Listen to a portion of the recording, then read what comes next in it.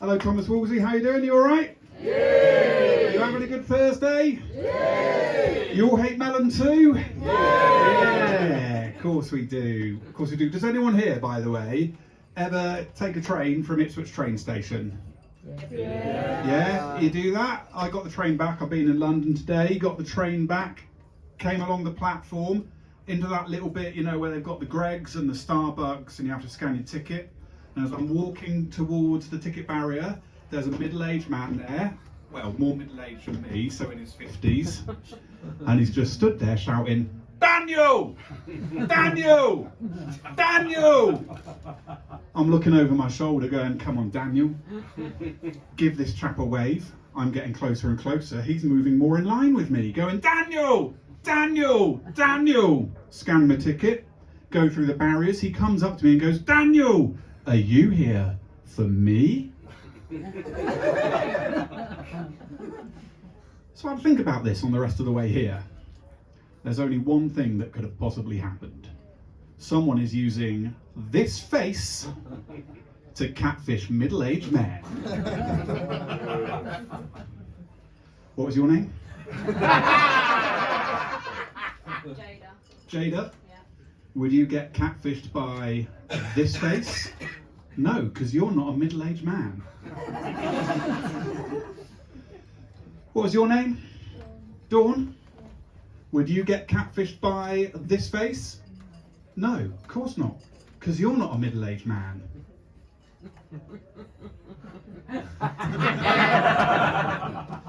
Don't What? ask me, I'm an old cunt.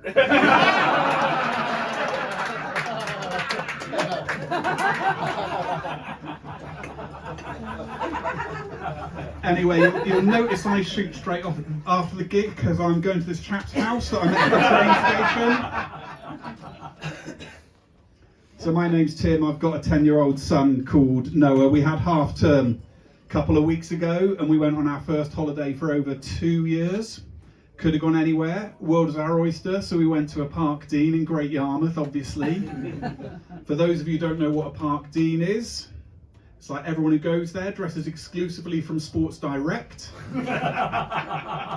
Only they're not dressed for sport, they're dressed for comfort and late night bar scuffles.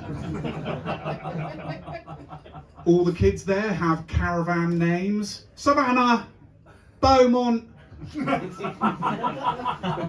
Ardines, 8 Birth.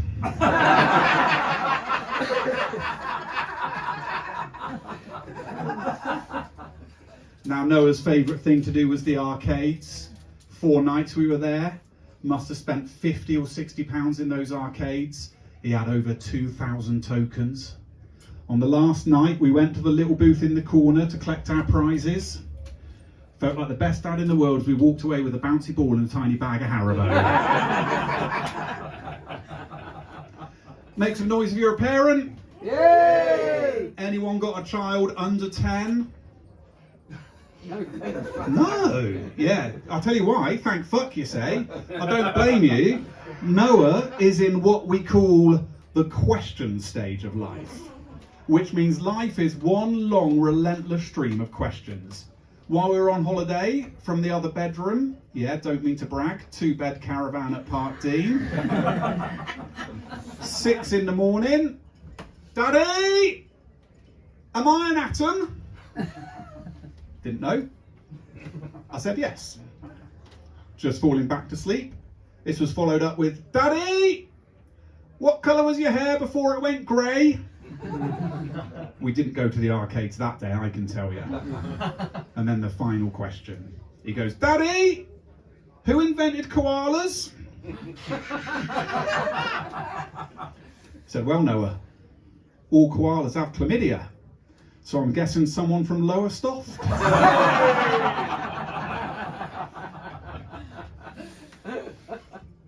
At 10 years old, I'm surprised what they're teaching him at school. At the moment, they're doing sex education.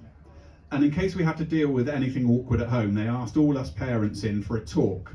And his teacher, Mrs. Robinson, stood up there for half an hour talking to us about what our kids would be learning. And then at the end, she said, "Any questions?" Now, I'm the wrong kind of person to have that power. Couldn't help myself. I raised my hand. I said, Mrs. Robinson, how many words do you know for Willie? Turns out, I wasn't her first idiot. She knew exactly what she was doing. Off the bat, 20 words for Willie before turning to me going, and prick.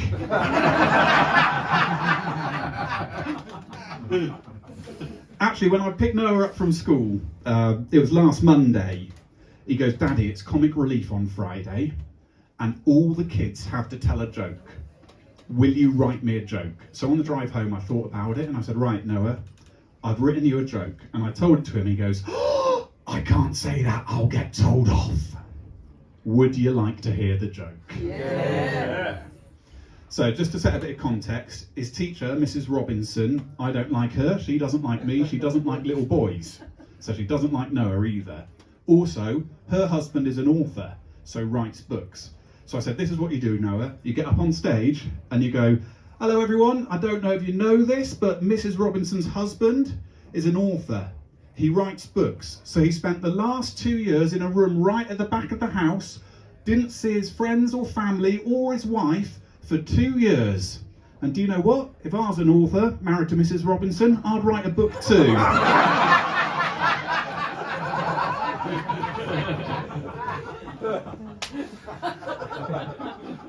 We get on well, me and Noah, and one of the reasons we get on so well is because I have a great relationship with my dad as well, but at 75 years old, he's recently made a life-changing decision.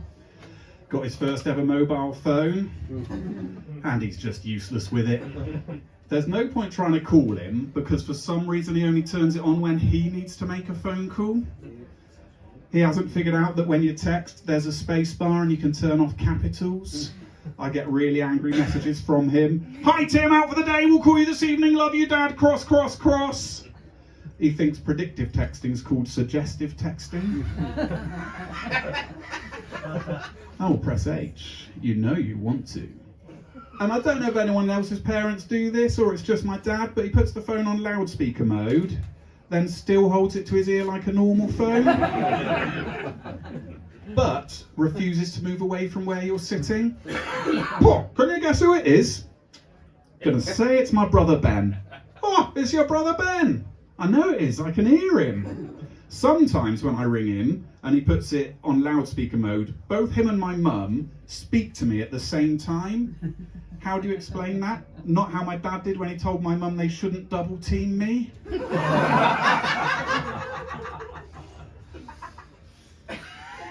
Sometimes he FaceTimes me, you know, just so I can have a 20-minute conversation with his neck.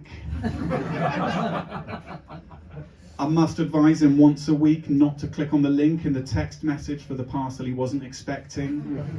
My general rule is if it sounds like a Monopoly chance card, don't click on the link. What? Second prize in a beauty contest. Sounds like me.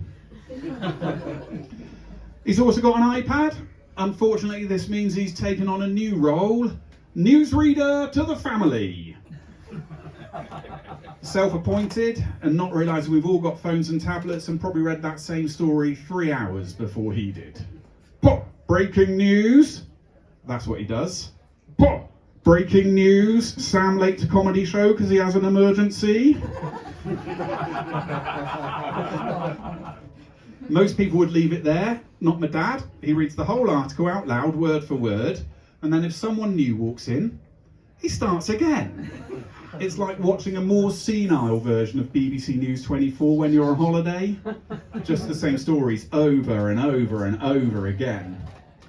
He's just as annoying on a car journey. He thinks his job, as he's sat in that passenger seat, is to read the road signs out loud and to point out the petrol prices.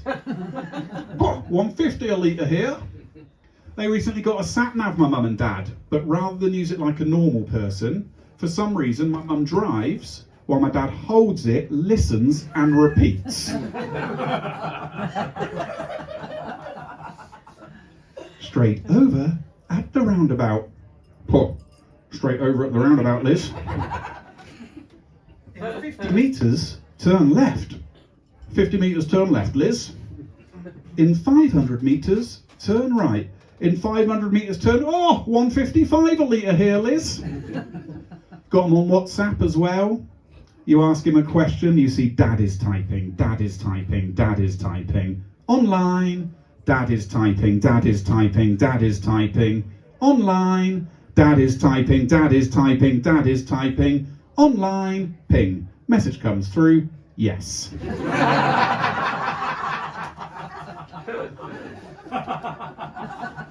He's the kind of dad who on the hottest day of the year will happily have a sprinkler going all day on the lawn in near drought conditions. But you had better not leave a light on.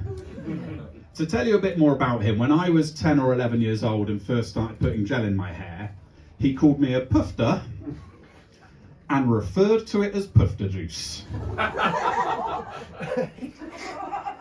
Pah! That's what he does when he disapproves of something.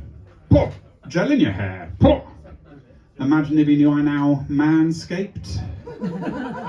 Pah! Shaving your balls. Pah! Foreign accents in the films on Netflix. Pah! Going to need the subtitles. Dad, they're from Norwich. Pah! Black family living opposite. Very cosmopolitan. Now, I was at theirs a couple of summers ago, I don't know if you remember it, when the Lionesses had their Euros final, England against Germany.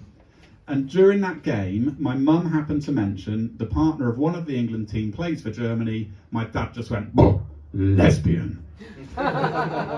He has reached that age where he thinks it's fine to be racist, sexist, homophobic, misogynistic and fattest, just so long as he ends his sentence, but lovely with it. What, have you met Dave's new girlfriend? Big girl, but lovely with it. New neighbours at number 12, they're from China. Whole street will probably smell of noodles, but lovely with it. Do you remember Michael from school? He's one of them, but lovely with it. Son puts gel in his hair, probably a pufter, but he's a prick. There is a game I play when I see my dad that he has no idea about, but I promise you that I'll play it. It's called Dead or Gay. When he asks me if I know someone, I have to guess if at the end of that little story, they're going to be dead, or they're going to be gay. Because there's only ever two outcomes. What? You remember Colin Smith, don't you? Colin Smith. Now, I went to school with Colin. We were quite good mates. But is he dead or is he gay? What? He's dead. Of course he is. Colin Smith's dead. And in my dad's world, that's the better option of the two. I was telling you earlier on about Noah. Recently bought him a new train set. It was the Greater Anglia, Ipswich to London weekend special edition. Opened the box. All it had inside was a rail replacement bus service. I am actually a single dad, so I've been getting back on the dating scene. Ladies and gents.